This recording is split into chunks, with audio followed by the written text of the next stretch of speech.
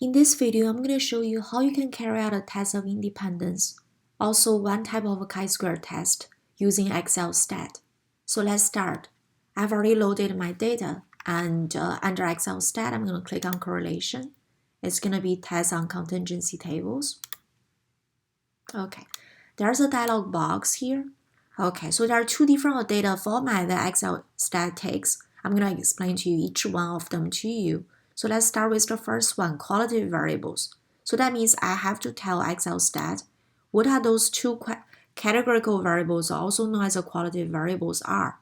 Okay, make sure you refresh it and choose qualitative variables. And it's going to be origin and destination state. As you can see, those two are highlighted in yellow.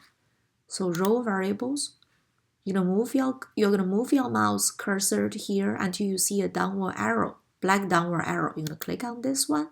So everything in column O is going to be selected. And then you're going to move on to the next one, cursor, and move your mouse until you see a downward black arrow. Okay, so column Z is selected.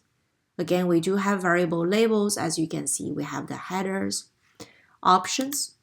Okay, so we only want to carry out a chi-square test. You do want to uncheck the rest. And the significance level, this refers to alpha. I'm going to use the default alpha equals to 5%. Missing data, occasionally there may be missing data, and I'm going to remove the observations, output. Okay, so sometimes when we carry out a chi-square test, we do want to make sure contingency table is also produced. So I'm going to check this one.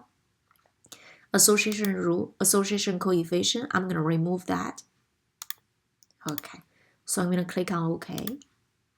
Continue. So on the next worksheet, you can see the results being given out here. First, I'm going to remove all the gray lines. And so the first thing you see is a contingency table. As you can see, there is a contingency table here. I'm more concerned with the test of independence result.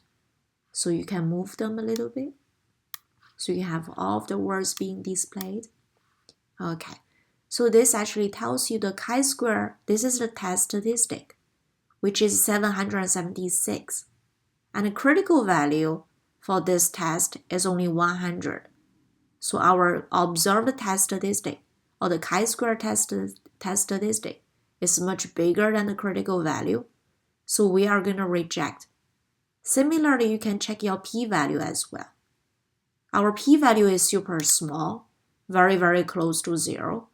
So again, I'm going to reject the null hypothesis. So what exactly is the null hypothesis? So XLSTAT reminds us the null is the rows, which is the origin, and the columns, which is the destination city.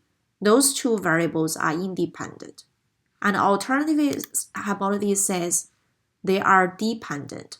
So origin and destination city are indeed dependent. Because the p-value is super small, we are going to reject the null and we are going to take the alternative, which says there's a link, or in other words, they are dependent. Okay, so again, you can also double check your degrees of freedom. So for chi-square test or test of independence, the degrees of freedom is number of columns. Okay, so number of columns you have -1. I think the number of columns we have here is 21. And that's going to be 20. 21 minus 1, that's 20. Multiply by the number of rows -1. We have 5 rows here. 5 minus 1, that's 4. So 20 multiplied by 4, that is exactly 80. Okay, so you can see this is how we carry out a test of independence using the first method. That means we are going to tell XLSTAT what those categorical variables are. So there's a different way of doing the same test, different way of doing this test of independence. So let's see how we can do that. So click on correlation test of contingency table. Okay. Instead of choosing qualitative variables, we are going to choose contingency table.